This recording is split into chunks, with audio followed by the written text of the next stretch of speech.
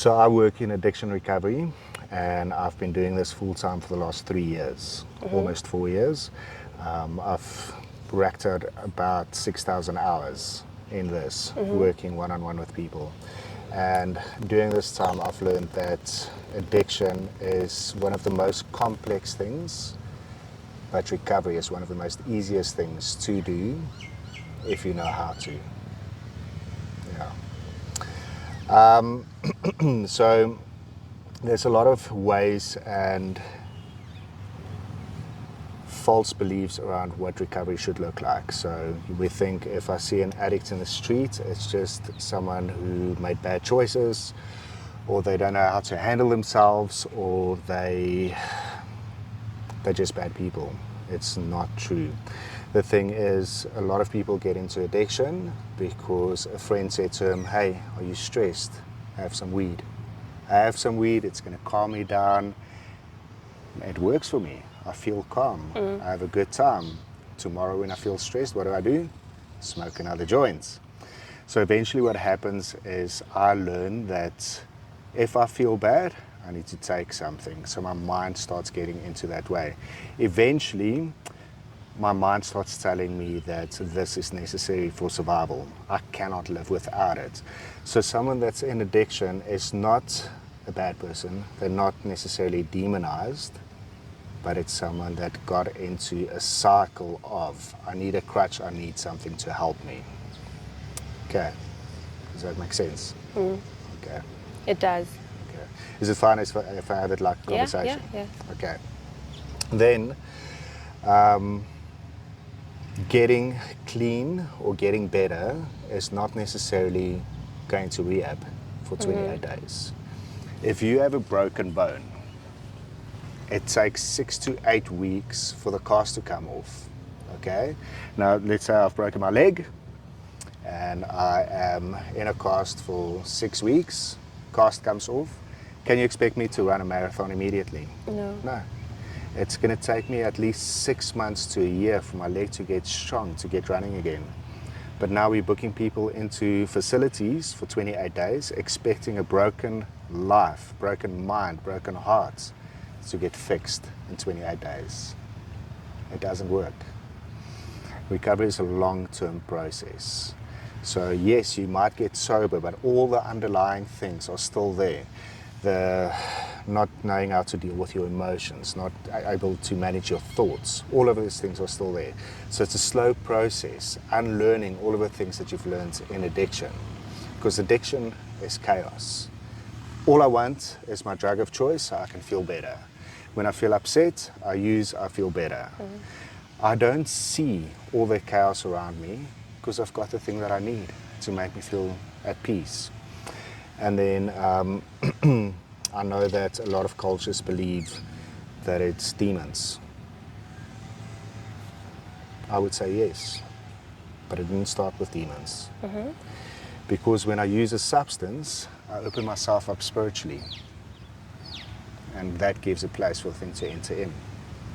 You know these guys that smoke Niope and crystal and all of that? They see demons. They hear them talking. As soon as they start coming off, those demons are whispering. People are watching them. They are so freaked out, and because they don't want to feel like that anymore, they smoke again. They keep on using because they can't deal with those uncomfortable feelings. They can't deal with hearing these things. Heroin addicts, man, the detox with that stuff leaving their body is so painful. They want to feel like that. The only thing that's going to bring them relief is another shot. That's the only thing. Or smoking a little bit more. Because have you ever been hungry? Yeah. Like starving? What's going to make you feel better? I don't like food, so that question I think is irrelevant. So we need to deal with eating disorders then. I don't like food. I eat because my body Because you have to. needs food. So Yeah, but we can say I've been starved. So what happens is, now I start using something, it makes me feel better. I use it again and again and again. My brain starts saying to me, this is important for my survival, like food, like water.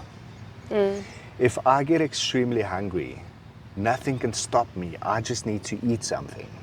You've seen those starving kids? You put a piece of bread in between 5 starving kids. What do? They turn into animals. They And just they want to fight grab for this. it, yeah. That's an addict's mind. Because I need that thing for survival. So if you lock an addict up and he can't get to his drug of choice, but he doesn't have a different belief, a different hope, he's going to go back to that. He's going to turn into an animal to get to this drug of choice. So is there different treatments for people who are doing different types of drugs? So Okay. for crystal, for nyaupe? Yes, I'm not sure what the other there one will is, rock. be different treatment processes. If you are an alcoholic and use every single day and heroin every single day, your body's dependence is so severe that when you come off and do cold turkey, you can die because your body goes into shock and you can get a heart attack. Alcohol and heroin. Everything else, weed, crystal, all of these other things, you might need some supervision, but you won't die. You'll be okay.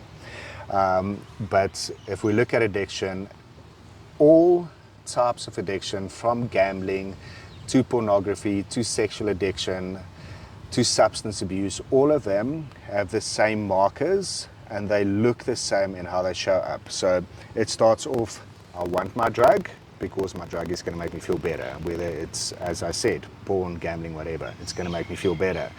I start obsessing and I've got compulsion chasing me towards that thing. Nothing can stop me. I need it for me to feel better. And that's a craving cycle that happens in all addictions. Recovery is the same thing. I need to understand, I need to get understanding of why my body does that, why my mind does that, why my beliefs do that, and then get into a space where I can believe that I can live without this.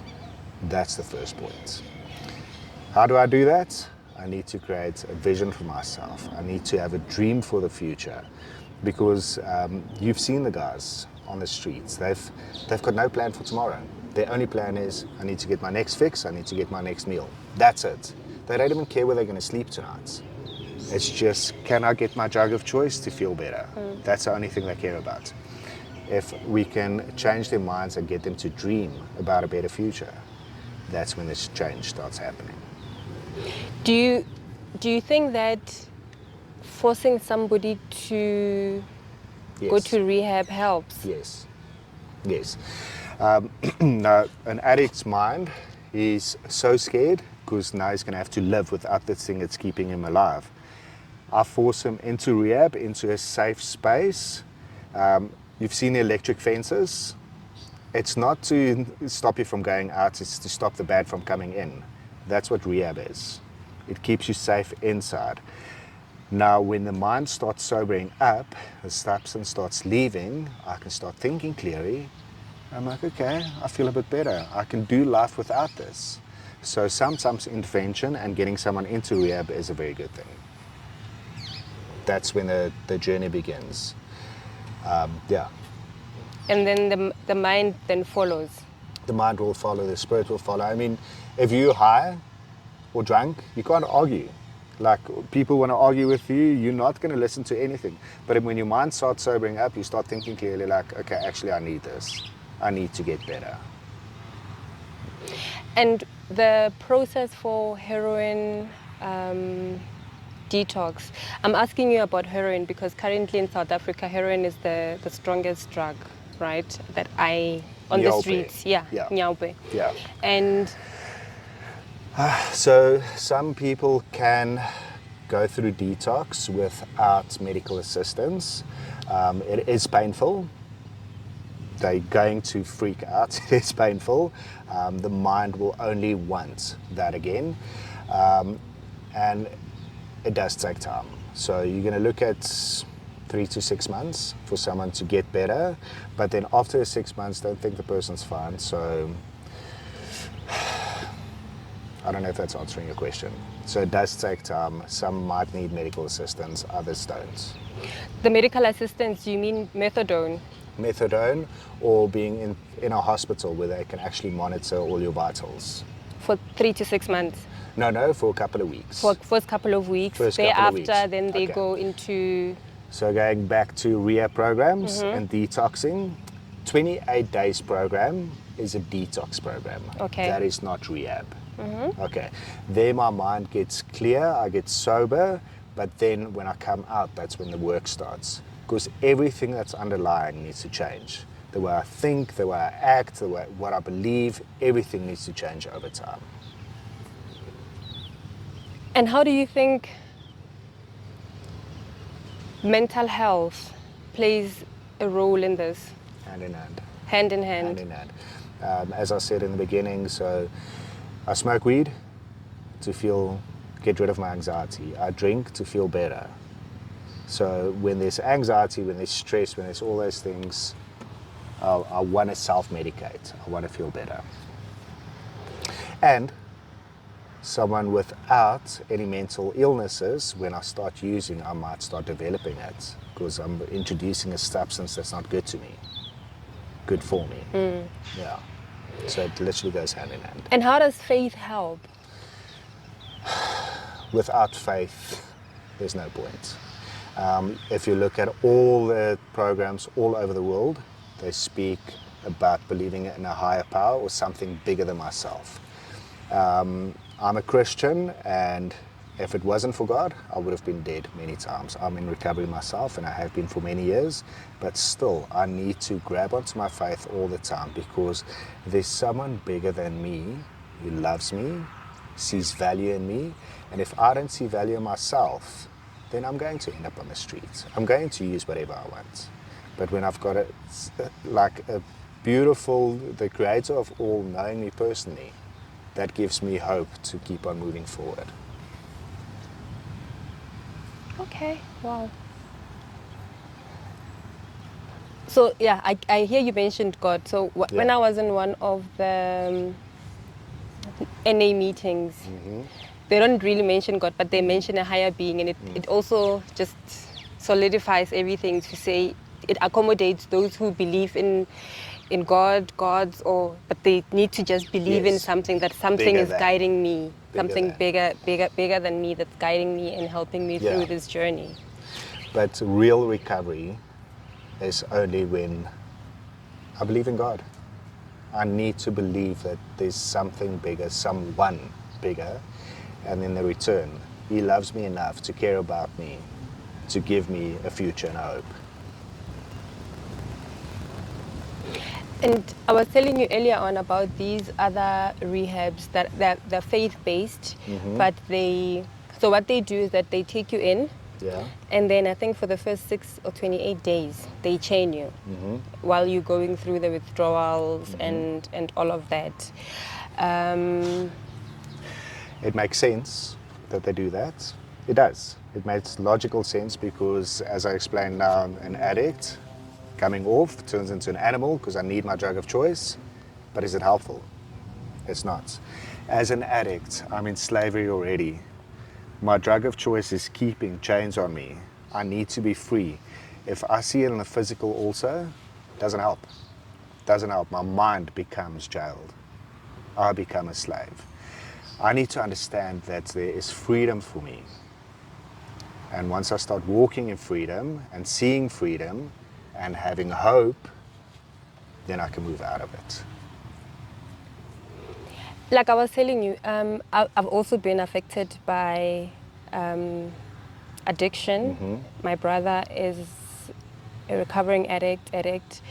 So what I've noticed through the years is that you just slowly start writing them off. Because they hurt you so much. They steal from you, they swear at you, they break you, and they know how to get to you because they are so close to you. And we've been trying to work on the relationship, and when he relapsed, then now it brings back all these memories. Like I don't know if this person is going back there. It's maybe I traumas, should. yes, Yeah, it's absolutely, the traumas. Absolutely. So every addict will affect about 69 people around them in their circle negatively. That is conditioning. So over time, I use once, you say something to me, I hit you, shout at you, whatever, I abuse you, so you leave me alone so I can just carry on doing what I'm doing. And that's where the hurt and the abuse comes in. Then my supporters or my loved ones learn, I'm not going to mess with this guy because he's going to hurt me.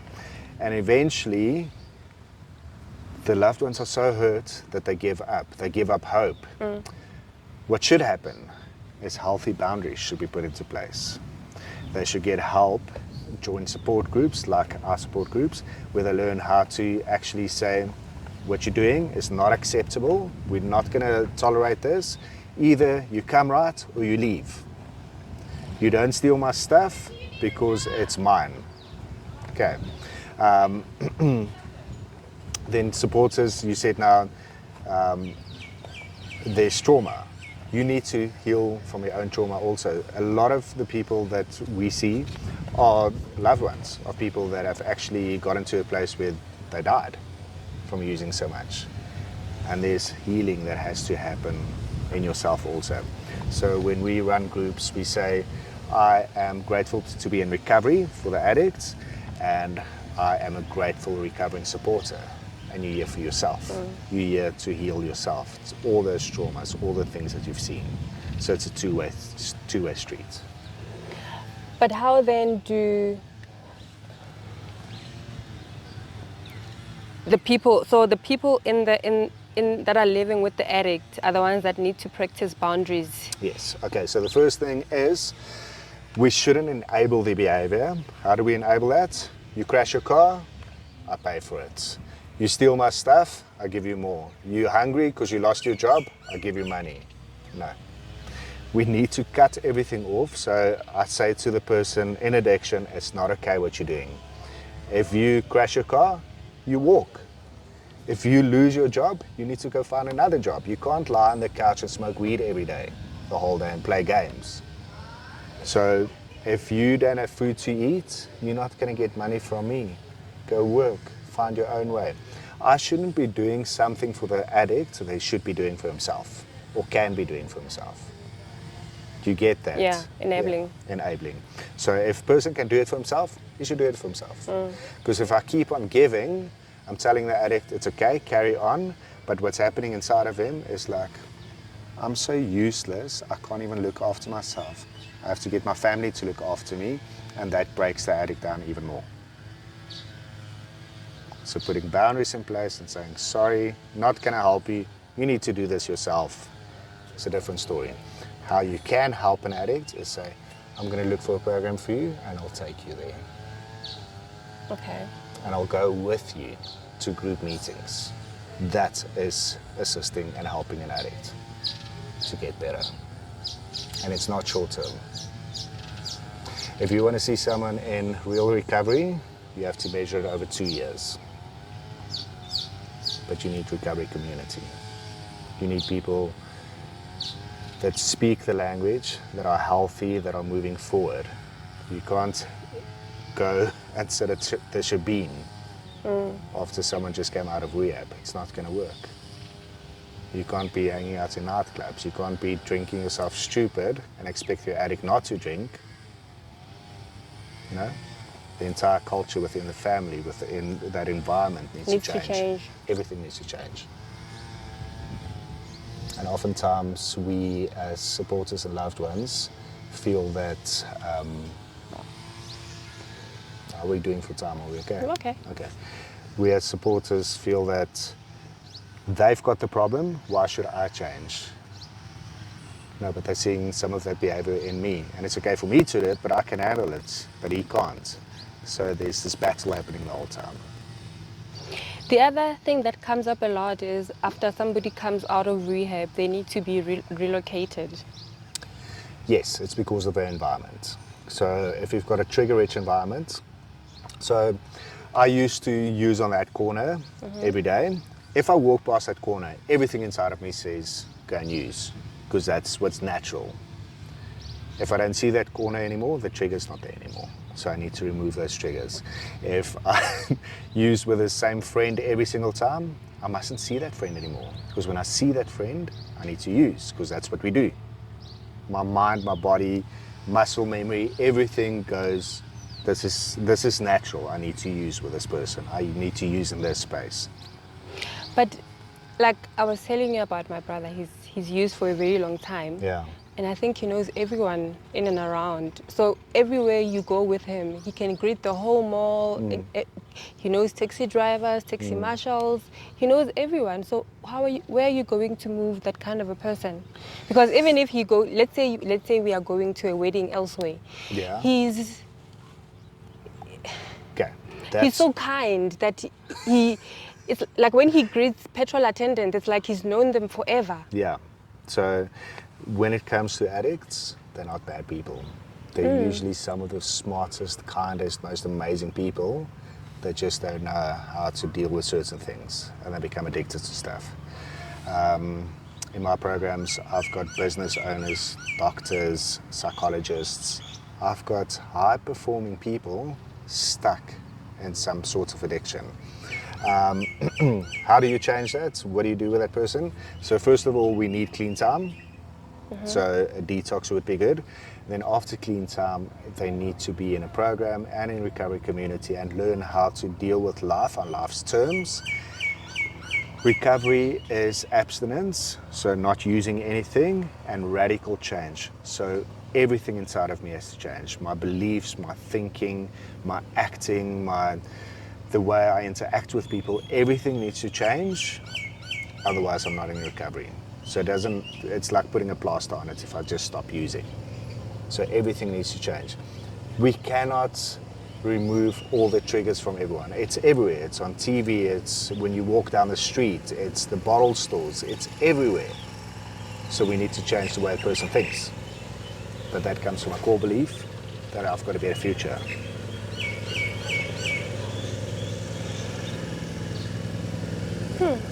Okay.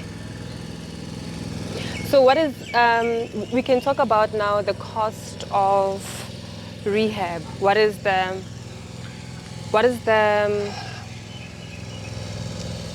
so we're talking for a cash patient, we're not talking about a patient that has medical aid. Medical aid is a different type of scenario. So for a cash patient who doesn't have medical aid, how much would the detox cost? Because at a government facility, what they do, I've seen this firsthand at George Mukari, what they do is they've got a ward where they chain everyone who's tested positive for substance abuse. They literally chain them. They give them food. When they have to go to the bathroom, they have to be chained to, or they give them a bedpan, you know? So I don't know if they do detox there. I guess I'll have to speak to them how they do the process. So in hospitals, they do in private detox. hospital, yeah. No, in government hospitals. Oh, okay. They also, you take them to the psych wards. They detox there, and that's usually a minimal amount. What you want to do is look at the free programs that are out there. Now, remember, you get what you pay for. Like Mahali's, the waiting period is about 6 months to 2 years. Yes. There's a lot of small facilities that do excellent work, but it's long term. So you also send the person away, they stay there for long term, and you're looking at about 5,000 Rand a month. Okay, that is quite affordable. Yes. If you go to some of the other private facilities, you can look at 75,000 Rand for 1 month. A month. And then you're done. No, 1 month. And then it's done. And then you've got outpatients, but when you go to outpatients, it's only support group. So it's extremely expensive. So you actually, faith-based is the way to go. And Project Exodus, we've launched 70 groups in South Africa now. So we're in churches all over the country, we're online, and the support groups are free. We also have an outpatient program, which ranges from between 2,000 2,500 and 3,500 per month. And then we work with the family and with the individual, and it's for a long period over 5 months that we teach a person how to come right. So you're looking at about under 5,000 rand for that also. Okay. And after detox, remember you do the detox and then you start into the Recovery community yes. program. So the recovery community program is the one that you mentioned that costs about 75K a month? No.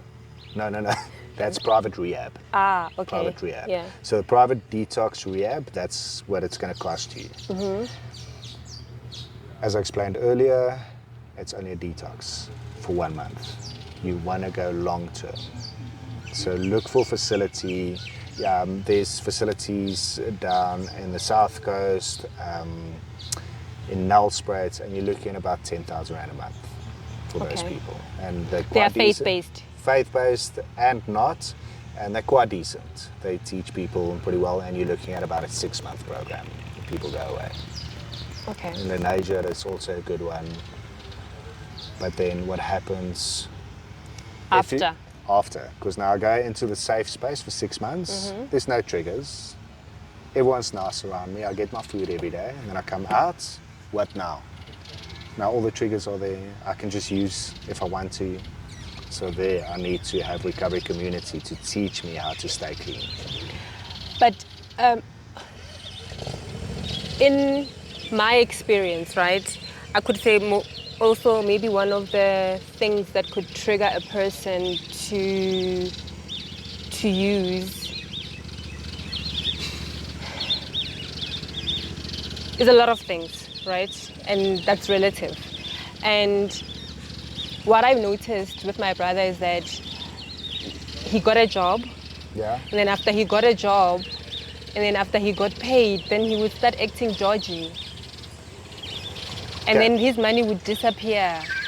And then he started selling things now. And I started selling cell phones, laptops, clothes. And then it was down, then it was back to square one. Yes. And then everybody now started being like crazy. My grandmother started developed a heart disease. Like, if someone's not able to make good decisions for themselves, we need to make it for them. Okay. So now, person comes out of rehab, he starts working again. We know he doesn't know how to manage his money. So we need to come into agreement and say, as your family, we're going to manage your money. Every rand that you spend, I want a slip. Needs to be accounted for. I want a slip. Everywhere you go, we all have cell phones. We're going to have a tracking device on your cell phone or a tracking app on your cell phone. I want to see where you're moving. If that thing goes off, you're in trouble. We need to know where you are all the time, so that's accountability to keep me safe. I get that. That was done, right? Yeah. And then you start seeing a dealer in the community that hasn't been there in a long time. Then you know, oh, so this person is dropping off these things for this person. 101. Phone the cops. What's this person doing there? What's the person doing there? So Did they come? As a community, we need to stand up and fight back because we've allowed so much. If we look at our culture is broken. It starts with little things. You can drive properly in this country. I can. Follow the rules. Do you stop at the stop street? Yes. At the red robot? Yes. Do you see what I'm saying? Yeah. Do you cross lanes and do whatever you want? That is a cultural thing. Our culture has been broken. I don't follow any rules. No one can tell me what to do. Lawlessness. And that's why addiction is such a massive problem, because our culture is broken. I need to get back and have boundaries with myself so that I've got a good character, and my character says I'm going to drive properly. I'm not going to keep the change when the teller gives me too much change. I'm going to be an honest person. When I do something wrong, I'm going to say sorry. I'm going to admit to it. I'm going to own it. I'm going to take responsibility. I'm not going to hide behind everything else. We live in a culture of addiction. Our entire culture is broken.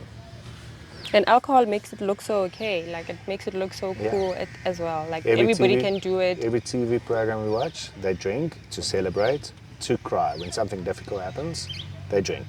Everyone sleeps around. Is any of that good for us? No. But A culture of recovery looks completely different. you know, I was having while deciding on my brother's rehab or not taking him to rehab, we were having a conversation with my little sister, and we were saying that, you know, we know how smart this person is, and we know their potential, and we know what we want for him. But the question is, what does he want for himself? We can want all these things for him and tell him all these things that he needs to do because we see his potential and steer him toward the right direction. But is it what we want or is it what he wants? Because at the end of the day, you have to fight with that as well. So if there's an intervention, you send them to rehab and say, we're done with you now. You need to come right now, and everyone stands together, and these are the boundaries, and you're going to listen now, and no deviation from this. Then he'll start seeing a better future for himself. But then also there needs to be an encouragement to them so that they can start dreaming again. Because an addict does not dream anymore. So many people come to me and then I ask them, what do you want? And they can't answer me. They can't answer me on the basics. So I help them to start dreaming again into a future. Where do they want to end up in life? So when we start dreaming there, then we can start putting steps into place to actually get there. But what advice would you have for somebody, like people, a parent, a brother, a sister who saw their kids being interviewed on the channel? Because I'm inundated with how can we help? But because I speak to the addicts directly and I speak to the people on the streets on a daily basis, there are some things that I can't say. Invest into programs. Invest into programs. I've got a very small team. Yes. Most of us are volunteers. There's a lot of work to do. We need to eat. So I would say invest into programs for people that actually have the heart for this and get them to deal with it. Come alongside with those who know how to support us so that we can support them. That's the advice I would give. Okay. Yeah. Support the right programs, support the right people, and don't give an addict money. I know. Don't give him food. Even the beggar on the streets, every time I give him something, it tells him it's okay. I can stay here. I need to come back tomorrow. I no longer give people food because what they do is they hit. I once got hit like with my own apple. Like I was giving this. I used to drive around with a bag of apples because I was like, You can't. Yeah. Yeah. And then I gave him an apple and he just threw it back at me. Because he wants money. Never again. Like. Yeah. So I work with different organizations. We do a street shower. So we literally give dignity back to people, feed them, cut their hair, cut their nails, shower them, new clothes, do everything so that person can walk out of there looking decent again. Full stomach, and then we do some counseling. I'd love to be part of that. I'll send you details. And that's those organizations. It started off with 50 people on a day. Now we see over 200 people on a day. And it's all volunteers coming in. But then again, that's what I'm saying. Support the right people who's actually doing this. They need pants, they need shirts, they need shampoo, they need deodorant, they need toothbrushes, they need toothpaste. So it's all the little things that we need so that we're able to serve the community in the right way. Yeah. We need the resources so we can do the work. True. We need to come together as a society and fix the problem that we caused. We caused the community work, I guess. We need. That's it. That's it. And how do you prevent infiltration of drugs? Because there was one of these ladies that I interviewed. That's not the point. Oh, the point. The point is fixing. Yeah. Okay. Fixing. Yeah. Drugs will always come. There will be something new. It'll always come. If I don't want it anymore, who are they going to sell it to? Okay. Yeah. Makes sense now. And do you know about the one of the biggest crises that it's facing the USA, fentanyl? Yes. Yes. Has it crossed our Yes. borders yet? Yes. You know why problem I'm with asking man, you? You know why I'm It's asking you? expensive, fortunately. Oh, great. It's expensive. And I don't think it will really take off as much here because you need such a small dose, ketamine, and then you die. It's an extreme high, but if you take the wrong dose, you're dead. But again, our culture, smoking weed is okay. It's legal now. But THC, the active ingredient, is one of the leading causes for psychosis. When you go mad, that's one of the leading causes. But it's acceptable. Alcohol-induced psychosis is a thing. If people start having blackouts, you know, like tomorrow I can't remember those What happened 2 hours, yesterday? you are in psychosis. You're busy losing your mind. You're on the process of losing your mind. And people don't realize that. Psychosis is a real thing. Because I was watching a documentary the other day and I was just so shocked about what's happening with fentanyl and Yeah. also on the support groups that I'm on and how they talk about it. And So I wouldn't be it's too scary. concerned about that yet, but we've got Neoped, that thing, bath salts. It didn't come here. Crystal. No, crystal is something else. Bath salts is something else. That was in Russia. There was a big thing and they went completely nuts. Crystal has made it here because it's cheap and the high is extreme and it's long and They mix it with nyaupe now. yeah, because you feel amazing. Yeah.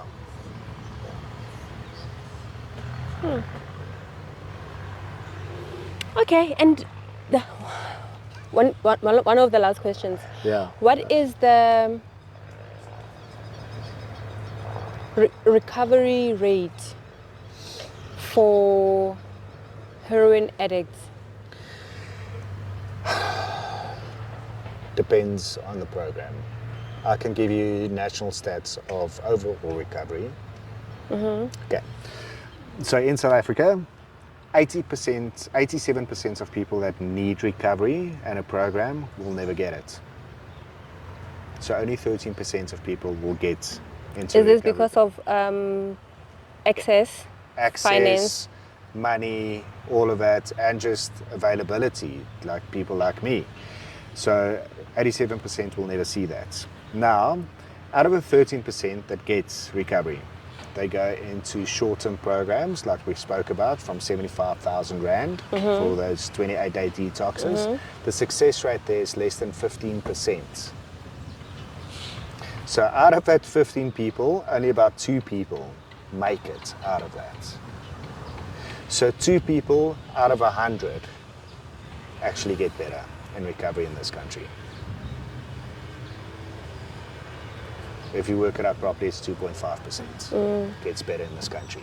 That's why we exist, so we can educate, we can go on a journey with people, and we can walk it out over a long period of time to break those stats. And we cannot do it without faith, because the stories we hear are insane. They're The crazy. things we experience are heartbreaking. Yeah, they see the most, eh? It's so heartbreaking for both men and women, and the men don't even talk about it. The men just keep quiet and internalize everything. And every time they feel like they want to let it out, that's when they... Can I tell you something very scary? In four years that I've been doing this, out of all the ladies I've seen one in 4 years that has not been sexually abused. Scary. One Scary. that has not. Men are sexually abused. So many. And that's not spoken about a lot. Yeah. Because the men say that when they go to police stations to open a case, the police just laugh at them. Like, how can you be raped by a woman? No, raped by men. They're raped by men? Raped by men. Little kids get raped by men. They get told to do funny things with men. Teenagers. It is ridiculous amounts of people that struggle with that. And there's definitely a pattern. There's sexual abuse at a young age, don't know how to deal with emotions, start acting out, self-medicating. And then grief comes in between there sometimes. Yeah, because... I think we underestimate what grief can do to a person as well. Yeah, but it's also learning how to deal with that. Deal with grief and trauma and all of that. This is very complex, but there is hope. We've seen a very high success rate through our program. And how long is your program? 6 months? In-house? 5 months. It's outpatient only because you live with your family and you come in for treatment. So it's 5 month minimum, and then support groups for a period of 2 years. Okay. Yeah. So when they come in the morning as if they're going to work? No. So they come to support groups? Support groups, and there's certain times. Okay. So it's between 4 and 6 hours a week in support groups. Okay. Yeah. And so for people that are not probably close to this area and they've got this other faith-based, where can the parents or the addicts maybe go to attend? We've got a lot of online. Online on NA? Zoom. On Zoom? Zoom. Project Exodus. If you just Google Project Exodus, you'll get a lot of stuff. We've got online meetings basically every night of the week. Okay. And we've got groups all over the country. We've got 70 groups running now from churches. Okay. Yeah. All right. I think one of the interesting things that I've come across was the online meetings myself, but it wasn't with Project Exodus, and I was like, this is so broad, this is so big, but it also assisted me so much because I learned that I'm not alone, and because at that moment when you are dealing with the things an addict is doing, you just feel like, I can't do this. It's too much. It is. Maybe Doing it's it better. alone is too much. Yeah. Doing it alone is too much. That's why we need recovery community. Yeah.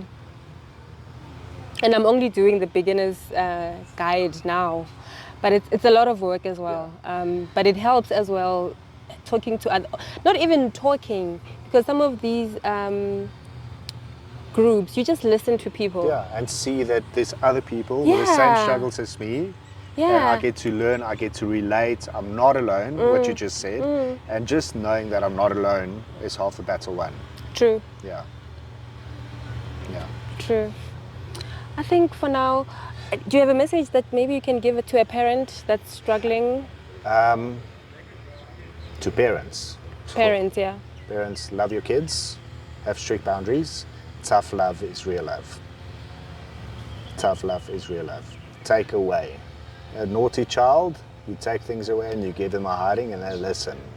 An adult that's an addict, tough love. We need to have tough love. Don't beat them to death, but tough love. And then for addicts, I would say recovery is absolutely possible. I've been sober and in recovery for 10 years now. I'm strong, I'm healthy, I love my life. And recovery is easier than what you think once you know how to. Recovery is a good journey. It's amazing. I love my life. And to someone who's relapsed? Get back up. And you're not starting from square one. You've learned a lot of things. Just get up and move forward. Just keep on moving forward. Okay. Yeah. Thank you. You're welcome.